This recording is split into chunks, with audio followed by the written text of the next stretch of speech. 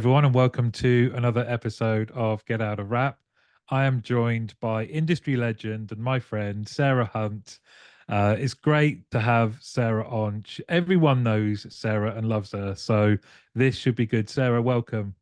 Hiya, well, welcome. Bloody hell, I'll have that introduction everywhere. Thank you very much. Just play it. Just Yeah, play it before you walk yeah. into a room. Can I say this is what Martin said? In fact, yeah, you should endorse me on LinkedIn. I'll have that. Now, it's been a while. You've come on many times, but it's been a while since you've been on, and that you've had gone through, you've had a lot of changes, and you've been doing loads and loads of stuff. But what's been the last, the last couple of years? What's been going on? Yeah, God, so last couple of years, so I've probably stepped aside from like operational management. So same as you, my history is like managing contact centers, started on the phones, which every one of your guests has probably said at some point. And so yeah, probably I would say for the last like 5 or 7 years, I've kind of moved away from operational management into kind of industry stuff. So a bit like you, kind of really working with inside the contact center industry, work with some industry bodies, but also kind of that whole piece around making it a career of choice and elevating, the people that are doing some good work. So I've done some stuff with the Forum and Green Bean around elevating talent and experience and making it a job of choice. And we all know that it can be an absolute fabulous career, can't it? Because we've both had one, and we Mm. know loads of other people have. Um, and really, just I mean, I've been really, really fortunate enough and privileged enough that I've been able to work with great people in the industry. So whether that's short-term consultancy stuff or at the moment, I've joined DDC outsourcing. And you know these guys really, really well. Yeah. They're a great organization, still family run, great team, and it's all about the people for me as well. So to work with some great people has been amazing. But I just love what they do. It's really about helping customers and adding value to kind of operations. So yeah, so I'm with those guys at the moment.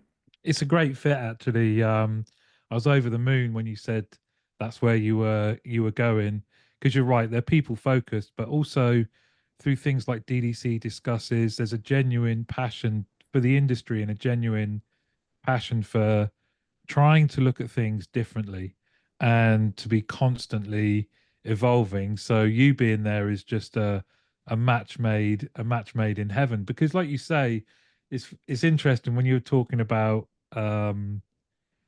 that change, and what you do is for the industry and trying to portray us in a good light. And it did make me think, the other day I heard some of my family say to some of their friends, they couldn't tell you what I do Yeah. for a job. They said, "Oh, it's something to do with contact centers," and that about sums it up. Yeah, my kids are the absolutely same. They're always like, "Oh yeah, we never know what mum does. She's just out and about and does stuff. We don't know what it is. We know what dad does, but we don't know what mum does." And yeah, and it's the same, isn't it?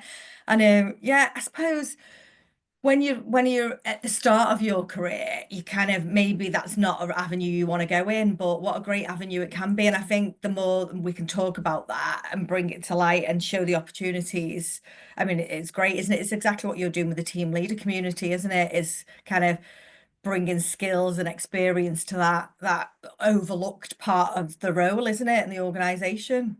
I think you're right. I think when you first start on the phones, frontline advisor, then team leader, then contact center manager, whatever, you kind of you love it, but that's your world.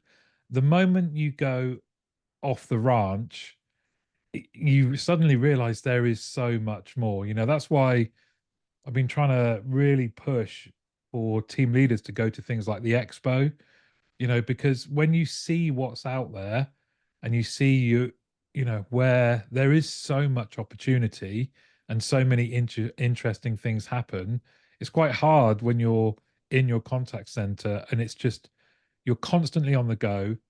Things are constantly changing. It's a be all and end all, and you don't often realize what else is going on. Yeah. No, I remember it in the days when I was in operations. I really got out and about. I really got to any of the events or any of that kind of stuff. You were 100 miles an hour doing what you were doing.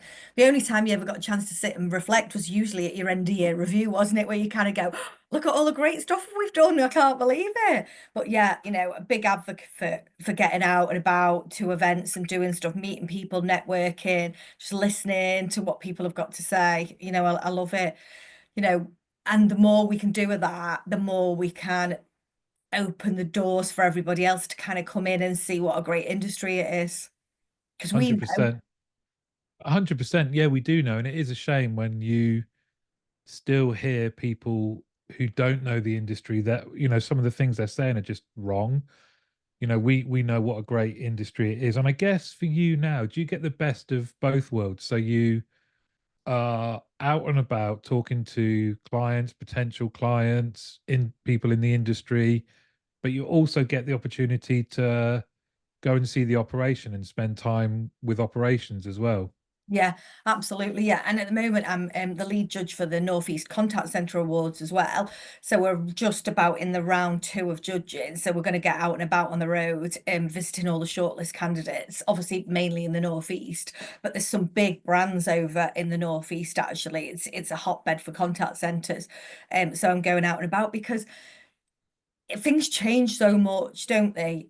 You Mm. kind of you've got to keep up yourself. You've got to keep your own knowledge and industry knowledge up, haven't you? So it's great for me to be able to have privilege access to those organisations and see what they're doing, and be able to benchmark them against other organisations, and then celebrate them on the other side of it as well.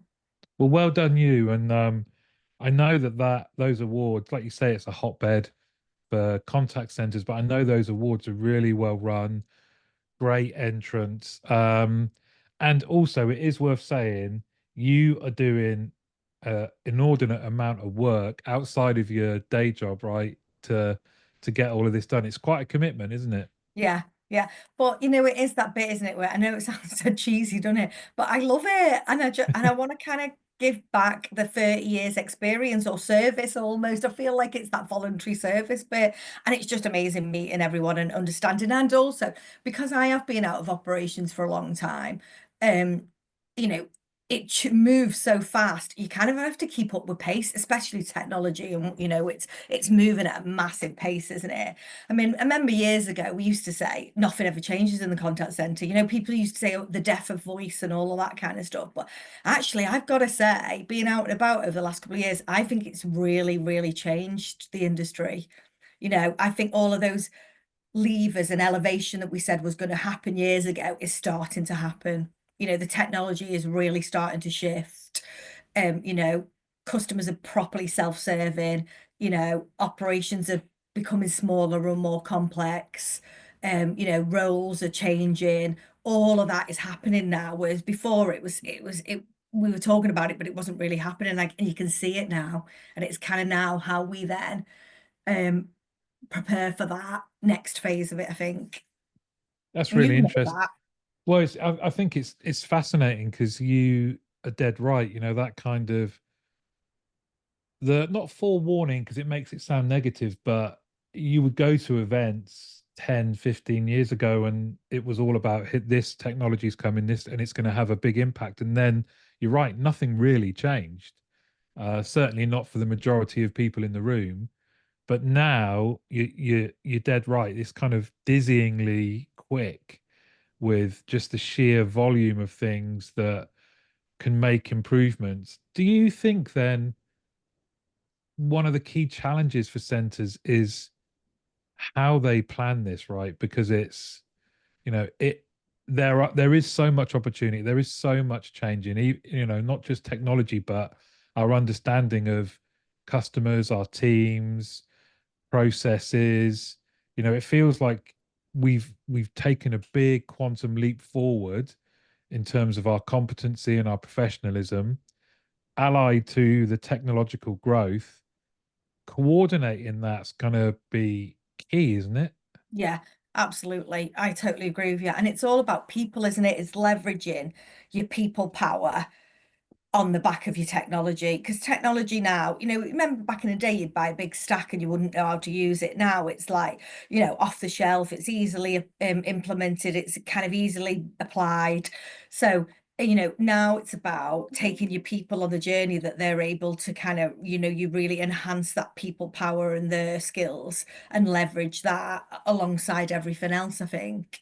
And what was interesting, you and I were at the same conference last week, weren't we? The Mm, Centrical conference, where the forum shared some of their research that they're doing.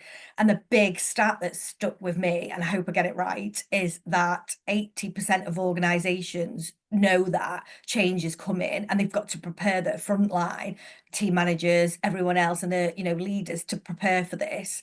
But then when they asked the other question, which was basically how many of you are preparing people, only like 10-15% were saying that they were doing it. So there you go. That's that. We mm, know change is coming. We know it's at a mm. massive pace, and it is. You can see it. But yet, what are we doing to prepare leaders and the front line and everyone else? What are we doing about changing roles and building in training and development and coaching in order to get people to walk along at the same rate as the change?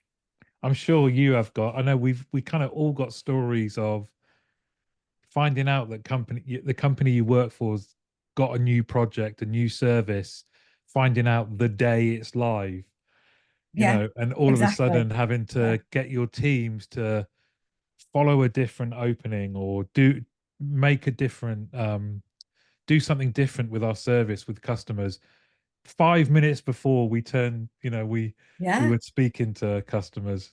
Yeah. Or be done overnight, wouldn't it? Over the weekend and Monday morning, you come in and everything has changed. Yeah. I mean, I think, God, those are the days that are gone, aren't they? I think, Hopefully. yeah. What I've seen is kind of, you can see that it's, technology is implemented, much better nowadays. But you're right. I still don't think we're preparing that front line and that team manager. And you are, people like you in organizations are, but is that real bit about it is going to change? It is becoming more complex. There's a requirement for different skills than there was when we started on the phones, and Mm. how then are we identifying, recruiting, training, developing, and and enhancing people's career on the back of it. Do you think the role has got harder, like operations? Oh yeah, without a doubt. Yeah, definitely. I How think come? customers have got more challenging. I think technology's got more diverse and interesting. I think, there's obviously post-COVID, things have changed massively. All of that. That whole working from home or hybrid or whatever you want to call it, flexible working nowadays, that you might not see your team for a while. How do you get supported? All of that, I think, you know. And organizations have got like a tough job, isn't it? Mm, Managing all of that. mm. Yeah. So the more help that they can get, the better, isn't it? Even whether that's through technology or outsourcing partners or anything like that, the more an organization can look externally for support and guidance is better, isn't it? Oh, you have to. I think you're dead right. It's definitely got harder because there's far more things to consider. Yeah. There's, when I was active in operations, even at a kind of junior level, we had no idea around vulnerability and how different customers might show up, and indeed how our colleagues might show up. And we're a far more diverse workforce, and we're better for it. But it's certainly more challenging, I think, for team leaders and contact center managers than it's ever been. But can I ask you if you're doing judging now, and it must be great to see what people are doing, and you really get under the bonnet of some great organizations, right, and some great initiatives. Are you Does that color your thinking around where are you at in terms of our industry? Are you positive about it and the future, or do you think we've got some work to do? Where's your thinking on when it comes to our industry? Yeah. I'm still really positive about it because I think there's some fantastic people out there and some organizations and some great opportunity to leverage some great tech. Um, but And I think we're doing that right. You can see organizations, they really want to embrace AI and they really want to embrace that whole technology piece, and they're hungry for what it can do and how it can be deployed and all of that kind of how it can really add value to the people and the customer. Um, but I still think we need to invest in the people bit of it. It really is all about people power and how they then you could take them on the journey and how you're going to leverage that going forward. And and I think that's the key for me. Is it? I'm still the positive, and I love it. We always talk about this, don't we? We love the industry, so it's hard to be anything but positive about it, isn't it? And you do get to see so much great stuff out there.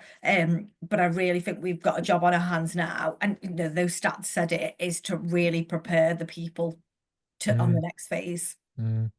Well, those people that are being prepared, even if they're frontline colleagues, are the leaders of the future, right? Predominantly, aren't they? Yeah, yeah, absolutely. That's it, isn't it? Most leaders come from that conversation, aren't they? Where they've started somewhere on the phones or started somewhere else within the organization. But yeah, yeah. And they're the So best leaders, aren't they? Because they've seen it all, done it all, bought the t-shirt. yes, yeah, they are. They were, and I think as well, they kind of understand it helps with the decision making, right? Because you kind of understand you can. I don't think you'll ever forget if you've been on the phones for any length of time, you'll never forget it. Yeah, You'll yeah, never forget just um how rewarding it is, but also how tough it can be.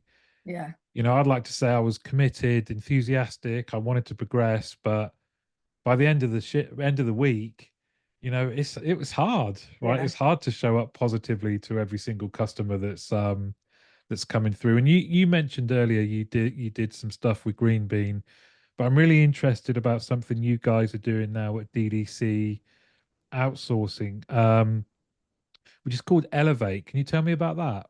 Yeah, well, actually, it goes on really nicely to what we've just been talking about because it's basically leveraging all of the fantastic skill you've got all across the business, and really turning it into what we class as kind of, that strategy in an innovation bit is kind of taking it out to the market and saying we've got some great cohorts of skill and experience here in this business, and we can help you do lots of different things. So, that's whether it's in CX or OpEx or just the people and engagement bit that you were saying. There's some great experience, 35 years worth of experience, and like data and automation as well. What I didn't know about DDC outsourcing is they've got a data business as well in Manchester as part of the group. Um, that Serbia is a data hub. That's one of our nearshore offerings, which is all about data and insights, and really turning the dial on that. I mean, and just back to the conversation we just had, how much experience and skill you've got on the front line. We've had recently one of the advisors sharing some new coding. Now, I don't understand all this, it's way beyond me.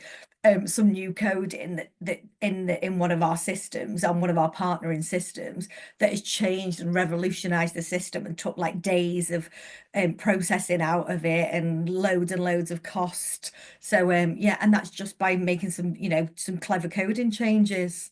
Now I love that. I'm probably downplaying it because I don't understand it, but I Ju- mean, that's incredible stuff, isn't it? And that's somebody who's on the front line of that particular campaign going, I think we can improve this, and I know how to do some coding and stuff. And you have to have the culture right for somebody to feel comfortable to be able to say, "Hey, I've got a skill set. I've identified something I think we can massively improve." And then the benefits Yeah. to you, your clients are enormous. I love it. Oh, and this person's been working with all the C-suite of that technology, or I mean, right all the way through it. And you're right.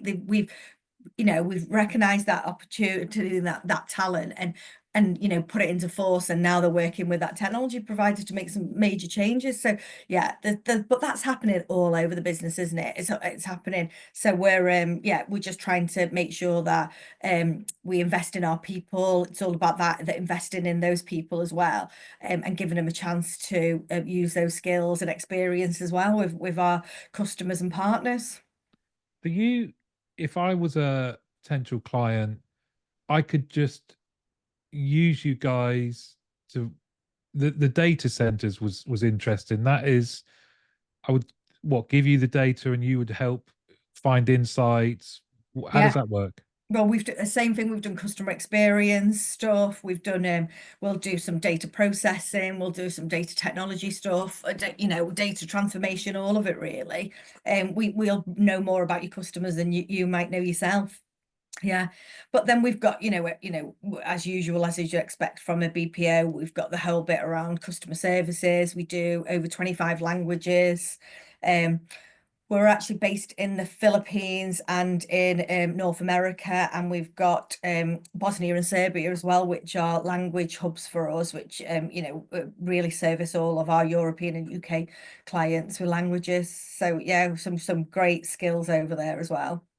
And I And know, that's interesting because we talk about careers in the UK for contact centers. In places like Bosnia and Serbia, it's a career of choice. yeah, You know, mm, maybe not so much here in the UK, is it? And we've said this before, haven't we? But over there it is. You've got people who maybe went to university and did a law degree or, something like that. But the idea eventually was to always come into customer services and use, the law degree is almost like the kind of like the enjoyment bit. We study this because we like law, but actually our career is always going to be about servicing customers and working in that kind of environment.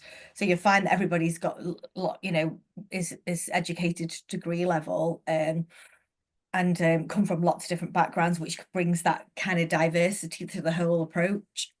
well, you hit the nail on the head earlier with there's skill sets within our operational teams that could, create and engender huge improvements. It is just creating that workplace where they feel comfortable enough to tell you, to share their ideas. But I think we've talked about this before. I found the same in Turkey when I was there, both in Istanbul and other parts of Turkey, especially the eastern part, where working in a contact center was an aspirational thing. It was when you were so I worked in one, and the contact center had been purposefully built near the university, and people within the university were saying that's where I want to work Yeah, because they knew they'd have a good career. There's so many routes for progression that you're never bored. You make great friends for life. The pay is good, yeah. so that what's not to like. I think it's we still have a job to do on that front to help people, that don't know the industry, know what it's really like. Yeah. And if you met some of our teams, they'd be saying the same thing as what we've said. We started on the phones, we came out of university, found this job and we started on the phones and now, we're running the whole site or the whole contact center, because they have had good careers and, Mm. and being able to do that. And of course, you get to work with Katie, who's already been on the Yes. podcast, and I bet Yeah. you Yeah. two are dynamite when you're together. Well, it's back to what we said, isn't it, about people, isn't it? I knew Katie a little bit before I joined DDC, and she's just a ball of energy, isn't she? She's fantastic. And what I love about Katie actually, and I hope she doesn't mind me saying this, is she reached out to me about 2 years ago and said, "I'm new to this industry. I don't really know many people, but I really want to get." Involved in it and I love it. And she said, "Oh, so I'd really appreciate if we could have a call." And we just jumped on a phone call because again, I like meeting new people and I want to pass on, why wouldn't I want to help somebody? Because loads of people have helped me in the past. Anyway, and we just hit it off. And I just love her enthusiasm for our industry, even though she's not maybe had the traditional kind of career path to it. And she just is thirsty to learn about customer service and all of that. So it's great working with her. And I would love to be a fly on the wall if you, Katie, and Jade get together. Jade's also been on the podcast. I mean, I can't imagine that no one will get a word in edgeways. Well, I listen, I consider myself as somebody who can talk a lot, but I'm the quietest person in the room. I definitely are. Yeah, yeah. But No, but it's a that's great that team. passion, isn't it? Yeah, You guys are so passionate about wanting to make a difference. So, it's not just a job. Your events are always really well run. I've had the privilege of spending quite a bit of time with the teams down there as well, and it's just brilliant. What surprised me actually was how many people had left and then come back Yeah. because you're like they gain load of skills and think, oh, actually, I could use these elsewhere. The grass isn't green, and they go like, oh, I'm going to come back. Yeah. Oh, yeah. We've had people. We've still got people there who've been there 30 years, or started with it, grew up with it, that kind of stuff, which is fabulous because it's amazing when you're new and you want to know something. There's always somebody around. But yeah, it is one of those organisations, and you know. We talked about this actually a while ago, wasn't it? That so many other BPOs are joining forces and creating these almost super BPOs. And I think DDC is still in that space where it's very family run and agile, and it's all about adding value and all of that kind of stuff. So I think they're in a great place at the moment to really succeed and kind of add loads of value to customers. It's such an interesting.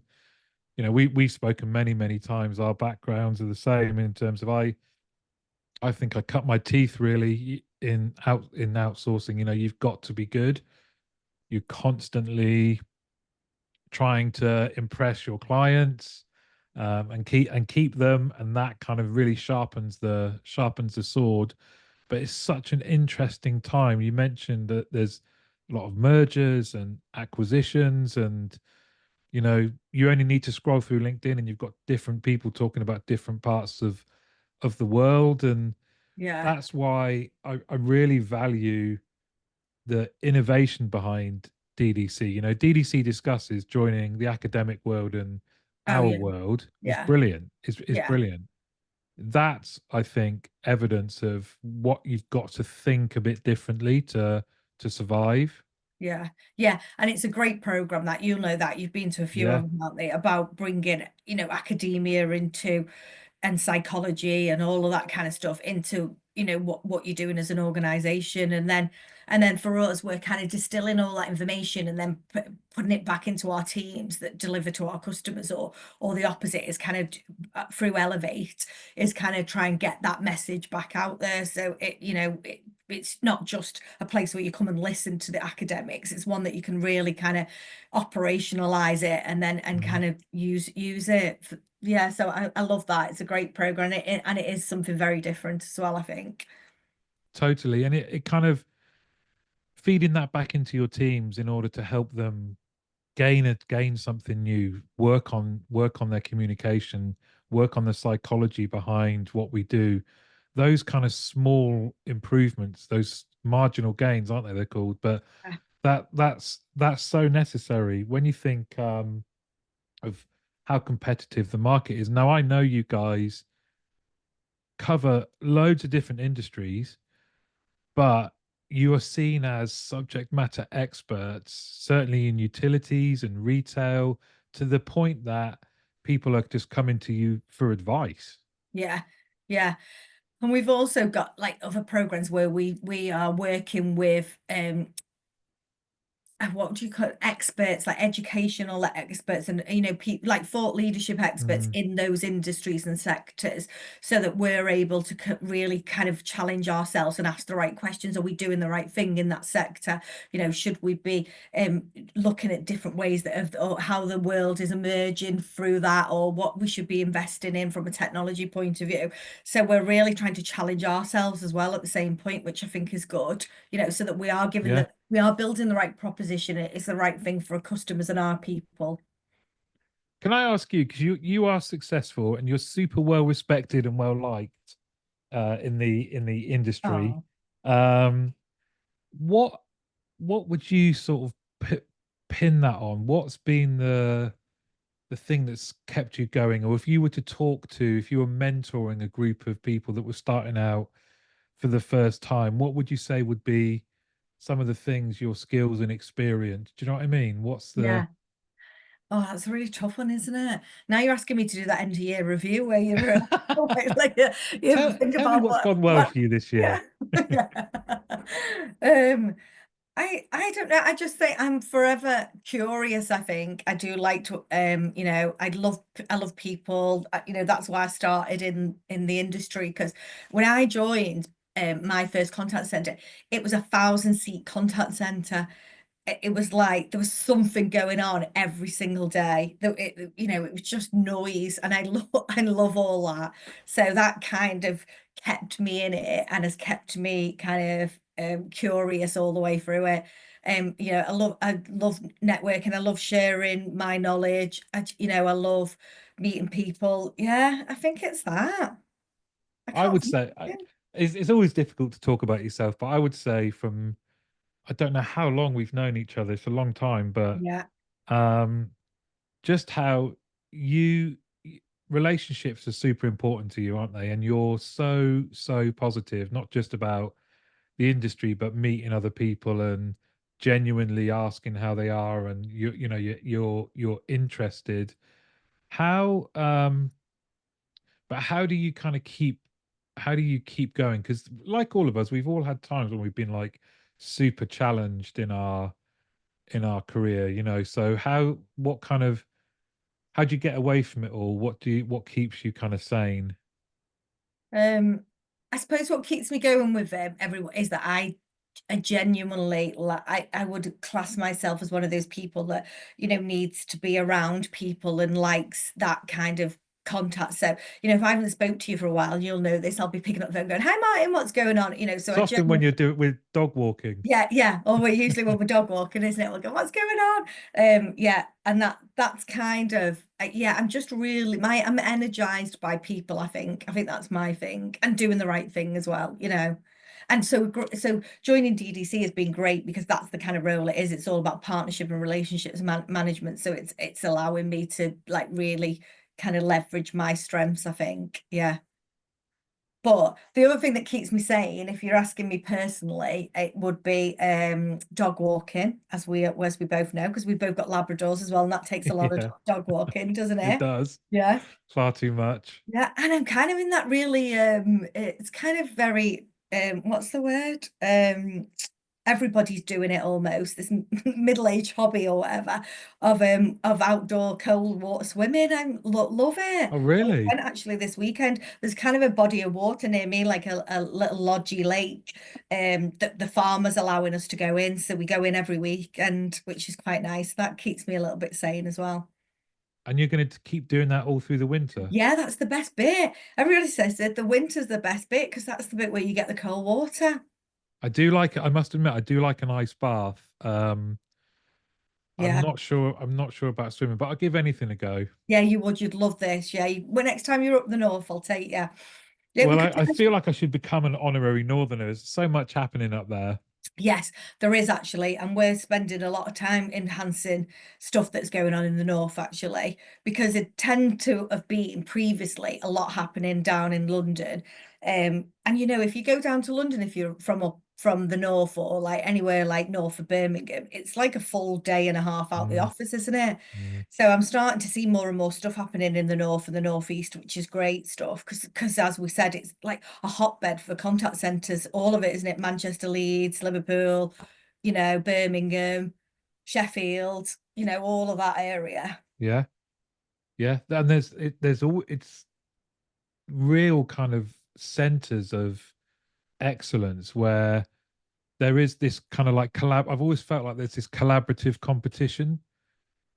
Yeah, It's like you're potentially competing with people, but you're quite happy to meet with them at events and talk about challenges and things that might be working well. Maybe you don't tell them all of the all of things that are working. it. You don't give all of the crown jewels away, but yeah, yeah.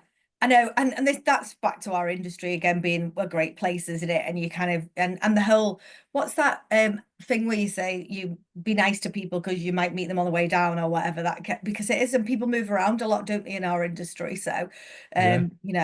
it's great to keep relationships going. And nothing's never that, sacred that you can't tell anyone, is it?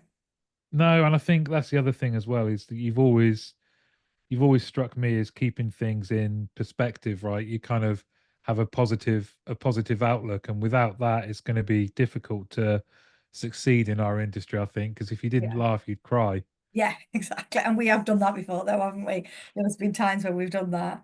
But yeah, I mean, back to what we said before, isn't it? The pace of change is incredible now. It really is. I don't know about you, but I'm really feeling over the last couple of years that it's just massively accelerated. So, we've got a duty of care to what the people that work in our industry, that we help them along, isn't it? Whatever that might be, whether that's in your internal organization or whether you seek external support.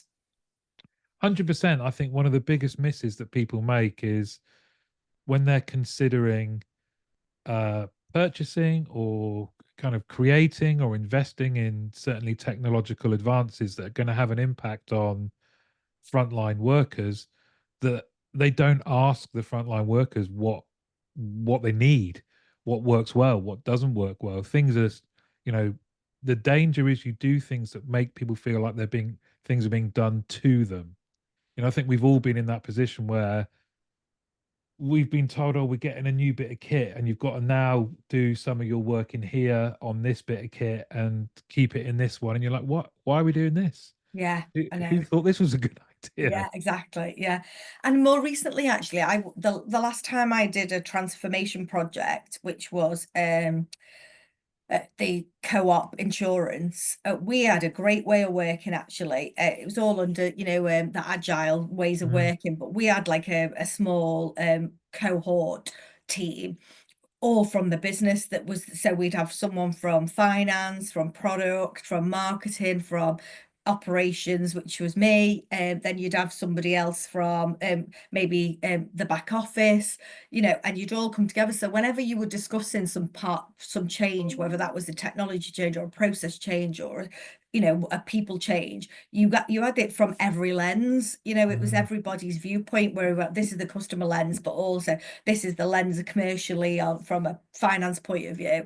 And then you made decisions on the back of that. And it was a great way of working. The project was really successful. So, maybe we need to start thinking about doing more of that. And as part of that, your frontliner in it, because they're the people talking to your customers. 100%. I mean, you're right, actually. It's a really exciting time. There's so much choice. There's so many ways you can make improvements to things that maybe have been a challenge for a while.